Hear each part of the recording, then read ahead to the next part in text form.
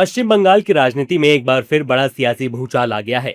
मुख्यमंत्री ममता बनर्जी के खिलाफ कोलकाता में एफआईआर दर्ज होने के बाद से राज्य का राजनीतिक पारा 7वें आसमान पर है। मामला मार्च 2026 में दिए गए उनके एक विवादित राजनीतिक भाषण से जुड़ा है। इस कार्रवाई के बाद से बंगाल में सियासी युद्ध छिड़ चुका है। दीदी के गढ़ कोलकाता में हुआ है वो बड़ा खेला जिसने बंगाल से लेकर दिल्ली तक की सियासत में खलबली मचा दी है। पश्चिम बंगाल की मुख्यमंत्री और टीएमसी सुप्रीमो ममता बनर्जी अब कानूनी शिकंजे में घिरती नजर आ रही हैं। कोलकाता के एक स्थानीय कारोबारी ने इस भाषण के खिलाफ हेयर स्ट्रीट थाने में हेट स्पीच के तहत शिकायत दर्ज कराई थी, जिसे लंबी जांच के बाद अब कोलकाता पुलिस ने आधिकारिक एफआईआर में तब्दील कर दिया है।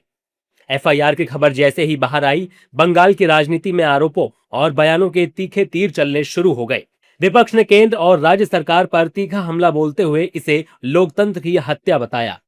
हमारे मुख्यमंत्री अपने गंभीर धाराओं के मुकदमे वापस लेते हैं, लेकिन बीजेपी की सरकार बनने के बाद एक लोकप्रिय मुख्यमंत्री पर मुकदमे दर्ज करा रही है। इससे ज्यादा खतरनाक काम लोकतंत्र में क्या हो सकता है? ये लोकतंत्र को खतरा है। देखिए, ये सब जब इलेक्शन के पहले ये भाजपा को बड़ा बड़ा नेता लोग जब आ रहे थे, यहाँ का भी तो बहुत सारे डायलॉगबाजी किए थे, उल्टा करके, ये करके, वो करके, तो उसके खिलाफ भी तो एक्शन होना चाहिए। अभी वो लोग सत्ता में है और ये एक भय का माहौल क्रिएट करने के लिए, थ्रेट का माहौल क्रिएट करने के लिए ये सब कर रहा है। हाँ, दीदी का तो वक्त बहुत खराब चल रहा है। दीदी को सब छोड़ के चले जा रहे हैं और अब सुनने में एफआईआर भी कर दिया उनके ऊपर, हेट स्पीच के लिए मामला भी दर्ज हो गया है।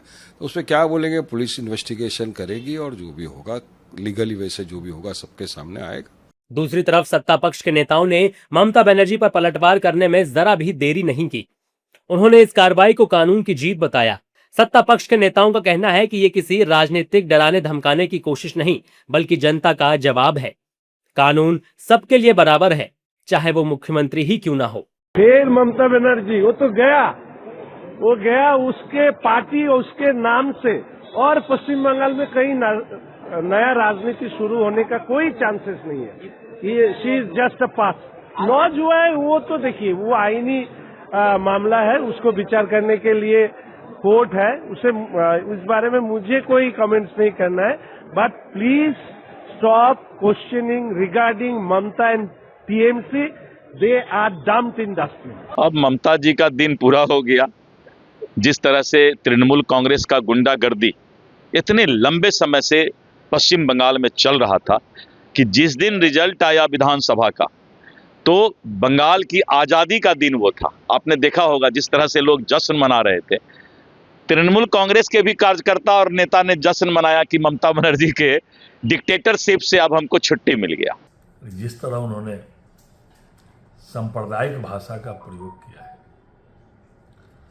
और मैं तो सीधे सीधे कहता हूं, 15 सालों में टीएमसी ने बंगाल के लोगों के साथ पाप किया है, भ्रष्टाचार किया है, कट मनी के नाम पर बंगाल के लोगों के साथ लूट हुई है। तो स्वाभाविक है कानून तो अपना काम करेगा।